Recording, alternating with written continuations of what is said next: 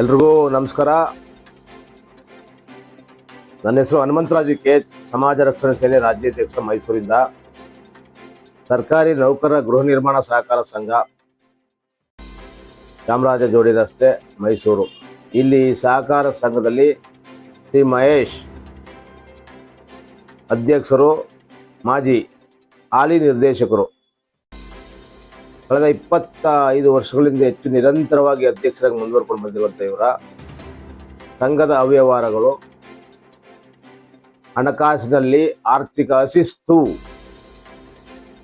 ಜೊತೆಗೆ ಅಕ್ರಮ ಆಸ್ತಿ, ನಿವೇಶನ ಷೇರುದಾರರಿಗೆ ನಿವೇಶನ ಹಂಚಿಕೆಯಲ್ಲಿ ಜ್ಯೇಷ್ಠತೆ ಪಾಲಿಸಿ ನಮಗೆ ಇಷ್ಟ ಬಂದವರಿಗೆ. ಹಾಗೂ ಇಲ್ಲಿ ಒಂದು ಮುಖ್ಯವಾದದ್ದು ಏನು ಅಂದರೆ, ಸರ್ಕಾರಿ ನೌಕರರಲ್ಲದವರಿಗೂ ನಿವೇಶನ ಹಂಚಿದರೆ ಅಂತ ಅಧಿಕೃತ ದಾಖಲೆ ಸಮೇತ ನನಗೆ ಮಾಹಿತಿ ಇದೆ. ಇದು ಪ್ರಕಾರ ನಾನು ಯಾರ್ಯಾರು ನೌಕರರಲ್ಲವ ಅವ್ರದ್ದೆಲ್ಲ ನಿವೇಶನ ರದ್ದುಪಡಿಸ್ತೀನಿ. ಗಮನಕ್ಕೆ ತರ್ತಾ ಇದ್ದೀನಿ ಮಹೇಶ್ ಅವರೇ. ನಿಮ್ಮ ಅಕ್ರಮ ಹಗರಣಗಳು ಹೊರಗೆ ತೆಗೆದಷ್ಟು ಬಯಲಿಗೆ ಬರ್ತಾವೆ. ನನಗೆ ನೋಟಿಸ್ ಕೊಡ್ತೀರೇನ್ರಿ? ಏನೋ 1 ವಾರದಲ್ಲಿ ಕ್ಷಮೆ ಕೇಳಬೇಕಂತೆ, ಇಲ್ಲಾಂದ್ರೆ ನಿಮ್ಗೆ ಮಾನ ಇದ್ರೆ ತಾನೆ ನಮಗೆ ನಷ್ಟ ಹಾಕೋದು.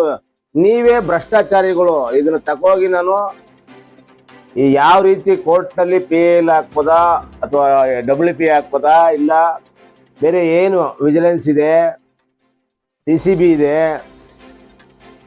ಎಕನಾಮಿಕ್ ವಿಂಗ್ ಇದೆ, ಆರ್ಥಿಕ ಅಪರಾಧ ಇಲಾಖೆ ಇದೆ, ನಿಮ್ಮ ಭ್ರಷ್ಟಾಚಾರ ಹಣಕಾಸು IT ಇದೆ. ಅವು ಎಲ್ಲ ಸಂಬಂಧಪಟ್ಟ ಇಲಾಖೆಗಳು ನಿಮ್ಮನ್ನ ಇನ್ನೂ ಹೆಚ್ಚಿನ ಮಾಹಿತಿನ ನಾನು ಸಂಗ್ರಹಿಸಿದ್ದೇನೆ. ಅದನ್ನೆಲ್ಲ ತಕ್ಷಣದಲ್ಲೇ ಮಾಧ್ಯಮದ ಮುಖಾಂತರ ಪ್ರೆಸ್ ಮೀಟ್ ಕರೆದು ಬಿಡ್ತೀನಿ. ಈಗಾಗಲೇ ಮೊನ್ನೆ ಒಂದು ಪ್ರೆಸ್ ಮೀಟ್ ಮಾಡಿದ್ದೀನಿ. ನೀವು ನನ್ನನ್ನು ಎದುರಿಸಲಿಕ್ಕೆ ನಾನು ಆಧಾರ ರಹಿತ ಯಾವುದು ಆರೋಪ ಮಾಡಲ್ಲ, ಆಧಾರ ಸಹಿತ, ವಿತೌಟ್ ಪ್ರೂಫ್. ಅದರ್ವೈಸ್ ಹಾಗೇನಾದ್ರು ಇನ್ನೊಂದು ಬರೆದಿದ್ರೆ ಅದಕ್ಕೆ ಅಧಿಕೃತವಾದ ದಾಖಲೆ ಇರ್ತವೆ. ನೀವು ಹೇಳ್ತೀರಾ ಅಕ್ರಮ ಹಣ ವರ್ಗಾವಣೆ ಆಗೋದಂತ, ಆಡಿಟ್ ಆಗಲಿ, ಇಡಿಯವರೆಗೂ ಬರೆದಿನಿ, ಬರಲಿ. ಒಂದು. ಎರಡನೇದೇನು ವಿಚಾರ ಅಂದರೆ, ನೀವು ಮಾಡಿರೋ ಅಕ್ರಮ ಆಸ್ತಿನ ಬಯಲಿಕ್ಕೆ ಯಾರ ಅಪ್ಪಣೆ ಬೇಕಾಗಿಲ್ಲ. ಒಂದು, ನೀವು ಮಾಡಿರೋದೊಂದು 100 ಕೋಟಿ 100 ಕೋಟಿಗೆ ಎಕ್ಸ್ಪ್ಲೇಷನ್ ಕೊಡಿ ಅಂತೀರಲ್ಲ, ಎಷ್ಟು ಆಸ್ತಿ ಇದ್ದಾವೆ? ಬಸವನಹಳ್ಳಿಯಲ್ಲೂ ಇದೆ ಅಂತ ಮಾಹಿತಿ ಬಂದಿದೆ. ಚಾಮರಾಜನಗರ ರೋಡಲ್ಲೂ ಇನ್ನೂ ಒಂದಷ್ಟು ಅಕ್ರಮ ಆಸ್ತಿಗಳು ಬೇರೆ, ಅದನ್ನು ಮಾಹಿತಿ ಬರ್ತಾ ಇದೆ. ಎಲ್ಲ ನಿವೇಶನದಾರರು ಮೂಟೆಗಟ್ಟಲೆ ತರ್ತಾರೆ ನಿಮ್ಮ ಬಗ್ಗೆ ದೂರುಗಳನ್ನ.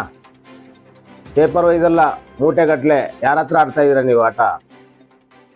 ನಾನು ನಿಮ್ಮ ನೋಟಿಸ್ಗೂ ರಿಪ್ಲೈ ಮಾಡ್ತೀನಿ. ಈ ಕನಕಪುರದ ಗಂಡು ಬಂಡೆ ಜಗ್ಗು ಮಗ ಅಲ್ಲ ನೋಟಿಸ್ಗೆಲ್ಲ. ಈ ತಂತ್ರಗಾರಿಕೆಯಿಂದ ನನ್ನನ್ನು ಸಮನ ಮಾಡೋಕ್ಕೆ ನಿಮ್ಮ ಕೈಲಿ ಸಾಧ್ಯವಿಲ್ಲ.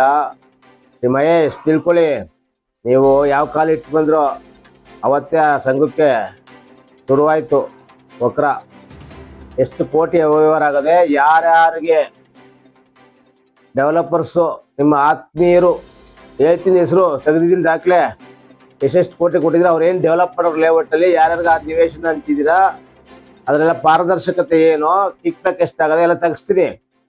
ದೊಡ್ಡವರು ಇದ್ದಾರೆ ಮೈಸೂರಿನಲ್ಲಿ, ಅವರವರು ಅವ್ರ ಹೆಸರನ್ನ ಉಲ್ಲೇಖಿಸ್ತೀನಿ ನೆಕ್ಸ್ಟ್ ಇದರಲ್ಲಿ. ಈಗ ಸದ್ಯಕ್ಕೆ ಕೇಳ್ತಾ ಇದ್ದೀನಿ, ತುಂಬ ಆತ್ಮೀಯರು, ಅವರು ದೊಡ್ಡ ರಿಯಲ್ ಎಸ್ಟೇಟು ವೆಂಚರ್ಸ್ ಕಿಂಚರ್ಸ್ ಅಂತ ಒಂದು ಲೇಔಟ್ ಏನಾದ್ರು ಇದು ಮಾಡಿಕೊಂಡು ಸಂಘ ಮಾಡ್ಕೊಂಡವ್ರೆ. ತೆಗಿತೀನಿ ಮಾಹಿತಿನ. ಮತ್ತೆ ಶ್ರೀ P ವಿಶಾಲಾಕ್ಷಿ ಅವರು ಸೆಕ್ರೆಟ್ರಿ. ಇವ್ರ ವೇತನ 60,000 65,000 ಈಗಿರ್ಬೋದು, ಹಿಂದೆ ಕಡಿಮೆ ಇತ್ತು. ಇವರೊಂದು 150 ಕೋಟಿ ಆಸ್ತಿ, CL7 ಬಾರು, 60 ಪಾರ್ಟಿ ದಟ್ಟಗಳಿದ ಮನೆ, ನಿವೇಶನಗಳು, ಅಂಚೆದಲ್ಲಿ 5 ಎಕರೆ ಸರ್ಕಾರಿ ಜಾಗನೇ. ನೀವು ಯಾರ ವೀರೇಶ್ ಅಂತ, ಅವ್ರು ಯಾರೋ ಅಲ್ಲ, ನನಗೆ ಗೊತ್ತಿರುತ್ತೆ ಅವ್ರು ಏನಂತ ನನಗೆ ಗೊತ್ತು. ಅವರಿಂದ ಕ್ರಯ ಮಾಡ್ಕೊಂಡಿದ್ದೀನಿ, ಅವರಿಂದ AC ಆರ್ಡ್ರಲ್ಲಿ ಇದು ಮಾಡ್ಕೊಂಡು ಮಾಡಿದ್ದೀನಿ ಅಂತೆಲ್ಲ ನಾನು ನೋಡಿದ್ದೀನಿ ಮಾಹಿತಿ.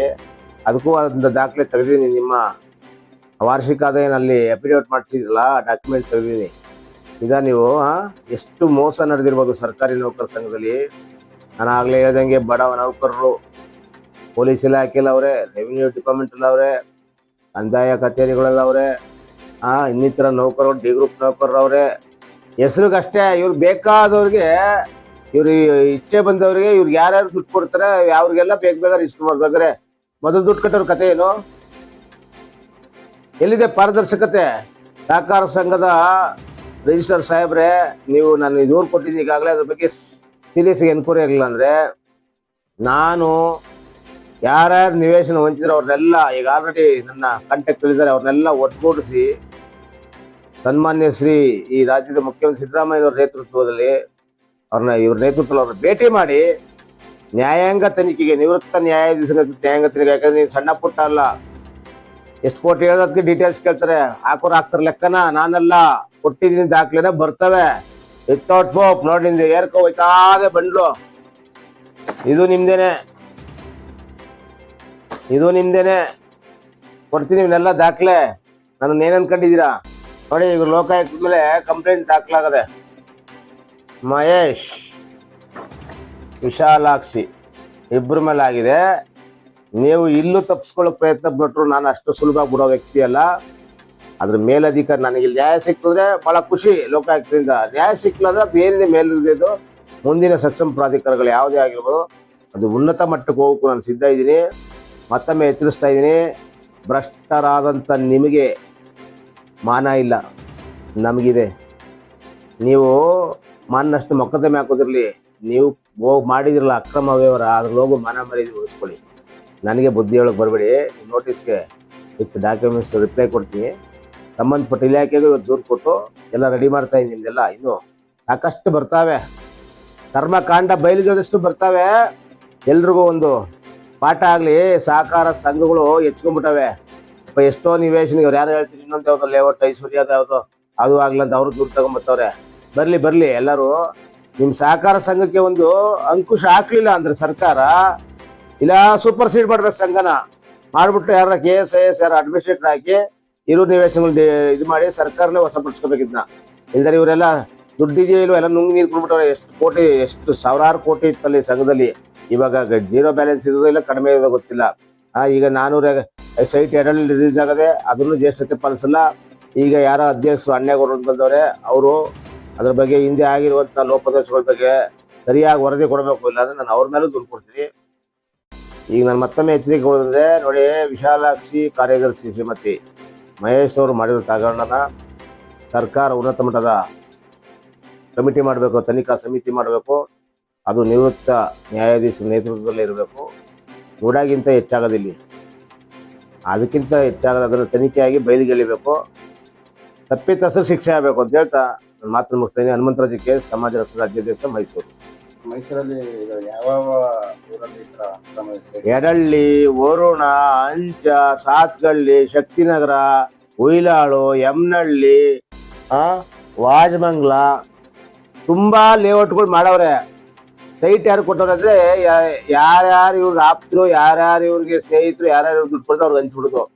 ಪಾಪ 1100, 1200, 1400, 1800, 2000, 5000, 6000 ಕೊಡಲಿಲ್ಲ, 10,000, 12,000 ಎಲ್ಲ ಕೊಟ್ಬಿಟ್ಟಾರೆ. ಹಂಗಾರೆ ಏನಕ್ಕೆ ಸಂಘ ಮಾಡಿರೋದು ಇವರು? ಅವ್ರು ಯಾಕೆ ದುಡ್ಡು ಕಟ್ಟಬೇಕು? ಇವರ ವೈಯಕ್ತಿಕವಾಗಿ ಏನೇನು ಸಾಧನೆ ಮಾಡಿದ್ರೆ ಭ್ರಷ್ಟಾಚಾರ ಸಾಧನೆ ಅಷ್ಟೇ ಇವ್ರದ್ದು. ಅದನ್ನು ಆಚೆಗೆ ತೆಗೆದೇನೆ ಈ ಹನುಮಂತರಾಜ್ ಆಚೆ ಬರಲ್ಲ. ಇದು ದೃಢ ನಿರ್ಧಾರ. ಅಧಿಕಾರಿಗಳ ಶಾಮೀಲು ತನಿಖೆಯಿಂದ ಬಯಲಾಗಬೇಕು. ಈಗ ಆಡಿಟ್ ಮಾಡ್ಬೇಕಾದ್ರೆ ಇದೆಲ್ಲ ಬರ್ಲಿಲ್ವ ಆಚೆಗೆ? ಅವ್ರ ಬಿಲ್ ಏನ್ ಹಾಕಿದ್ದಾರೆ, ಆಡಿಟ್ ಅಲ್ಲಿ ಆಕ್ಷೇಪಣೆಗಳೇನವೆ, ಇವರು ಎಷ್ಟು ಖರ್ಚು ಮಾಡವ್ರೆ, ಅದಕ್ಕೆ ಲೆಕ್ಕಾಚಾರ ಏನು, ಯಾರ ಡೆವಲಪರ್ಸ್ಗೆ ದುಡ್ಡು ರಿಲೀಸ್ ಮಾಡಿ ಡೆವಲಪರ್ ಪುರ ಸೈಟ್ ಅನ್ನು ಪರ್ಚೇಸ್ ಮಾಡ್ಕೊಂಡವ್ರೆ, ಲ್ಯಾಂಡ್ ಪರ್ಚೇಸ್ ಮಾಡ್ಕೊಂಡವ್ರೆ, ಅವ್ರ ಕರ್ಮಕಾಂಡ ಏನು ಎಲ್ಲ ಬರ್ಬೇಕು. ಈಚೆಗೆ ರೀ ಆಡಿಟ್ ಆಗ್ಬೇಕು. ಅಕಸ್ಮಾತ್ ಅವತ್ತು ಆಡಿಟ್ ತಪ್ಪಿದ್ರೆ ಅವ್ರಿಗೂ ಶಿಕ್ಷೆ ಆಗ್ಬೇಕು.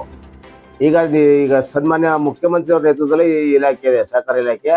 ಈ ಸಂಘನ ಸೂಪರ್ ಸೀಡ್ ಮಾಡಬೇಕು. ಇರೋರಿಗೆ ಪ್ರಾಮಾಣಿಕವಾಗಿ ನಿವೇಶನ ಹಂಚಬೇಕು.